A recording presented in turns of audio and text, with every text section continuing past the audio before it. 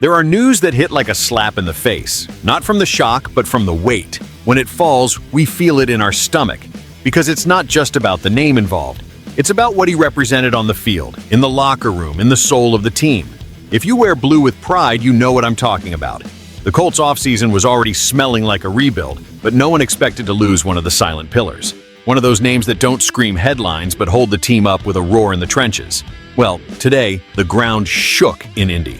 It's a delicate moment in the Colts' reconstruction. The team is trying to rise again, seeking offensive consistency after seasons marked by instability at quarterback and concerning fluctuations in the offensive unit. The defense delivered what it promised in 2023, but the offense has yet to click.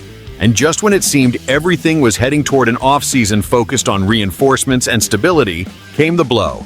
Will Fries, the starting guard considered by analysts to be one of the most underrated pieces of the offensive line last season, is out.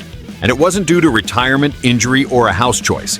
It was because another team saw what the Colts might have hesitated to value, an elite protector on the rise.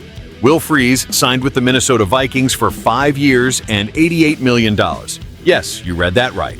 Almost $90 million for a guard who didn't even play a full season in 2024, but still proved his worth in the 5 games he played before fracturing his right tibia.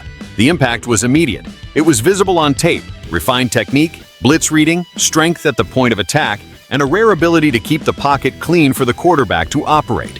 His absence had already been felt during the remainder of the season. Now it will be permanent. And fans are asking, how did this happen? Fries was not just raw talent. He was pure development. Drafted in the 7th round, he became a starter, grew in the system, and became a silent reference. He was the type of player who didn't cause trouble off the field, but was a handful for any defensive line that dared to face him. His technical evolution was one of the few positive certainties for the Colts in recent years. And losing a piece like that during a moment of offensive transition can be costly, not just in protection, but in rhythm, in confidence, in chemistry. We're talking about a line that, when healthy, was a top 5 in the league. Without Fries, they lose more than a name. They lose a strategic fit that is hard to replace.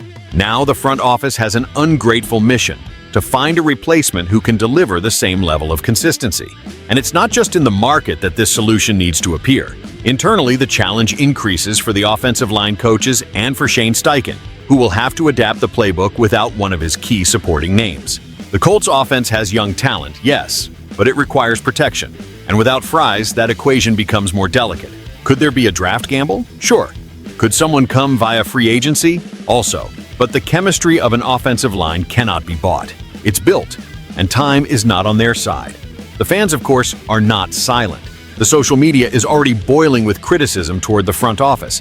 Many point out that the Colts took too long to offer the renewal, and by the time Minnesota's interest arrived, it was too late. Other fans see the departure as an opportunity for a complete overhaul of the line, making way for promising young players. But the prevailing sentiment at this moment is frustration, because losing is part of the game, but losing due to hesitation hurts more. And now, Colts Nation, letting Will Fries go was strategic courage or a lack of vision? Comment below, leave a like, and subscribe, because here, the analysis is hot, and the voice of the fans always has its place.